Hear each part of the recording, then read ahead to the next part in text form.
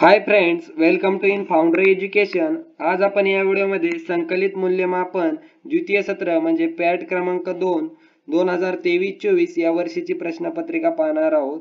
ही प्रश्नपत्रिका इयत्ता 6वी ची समाज अभ्यास याची आहे। तुम्ही यापूर्वीचे आपले पॅटचे व्हिडिओ पाहिले नसेल तर त्यांची लिंक आपण किंवा ते व्हिडिओ आपल्या YouTube चॅनलवरती अपलोड आहे, ते तुम्ही आपल्या YouTube चॅनलवरती जाऊन पाहू शकता। आपण असेच नवनवीन संकलित मूल्यमापन म्हणजे पॅटचे व्हिडिओ अपलोड करत असतो। त्यांची नोटिफिकेशन तुम्हाला मिळण्यासाठी तुम्ही आपल्या YouTube चॅनलला सबस्क्राइब करून बेल आयकॉनही ऑन करा, जेणेकरून तुम्हाला त्या व्हिडिओची नोटिफिकेशन मिळेल। चला या व्हिडिओला सुरू करूया।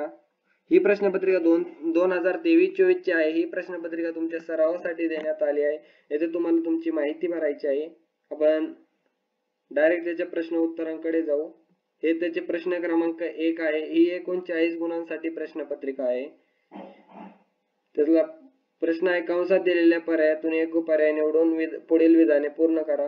येथे तुम्हाला पर्याय दिलेले आहे, यातून तुम्हाला योग्य पर्याय निवडून हे विधाने पूर्ण करायचे आहे।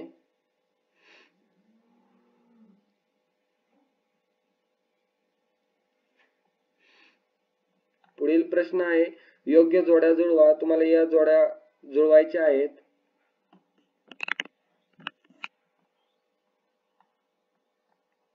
प्रश्न क्रमांक 2 आहे, पुढील प्रश्नांची एका वाक्यात उत्तरे लिहा। तुम्हाला या प्रश्नांची एका वाक्यात उत्तरे लिहायची आहेत।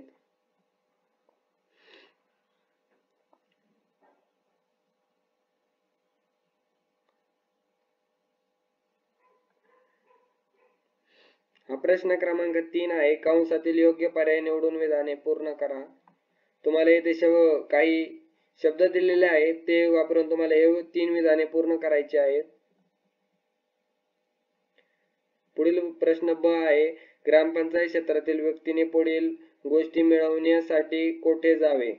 हे प्रश्न आहे, तुम्हाला याचे उत्तर लिहायचे आहे। यात 4 पैकी कोणतेही 3 उत्तरे तुम्ही लिहू शकता।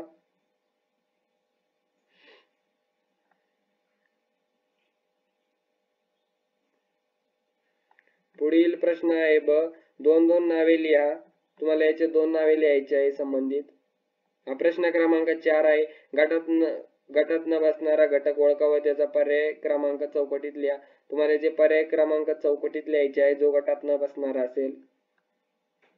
तुम्हाला अचूक पर्याय निवडून याच्या पुढे समोर अशी बरोबरची खूण करायची आहे। हा प्रश्न क्रमांक 5 आहे, पुढील प्रश्नांची उत्तरे एका वाक्यात लिहा।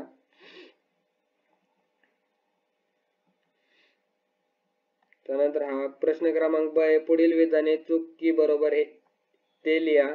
तुम्हाला इथे चूक की बरोबर हे लिहायचे आहे। हा प्रश्न क्रमांक 6 आहे, नावे लिहा।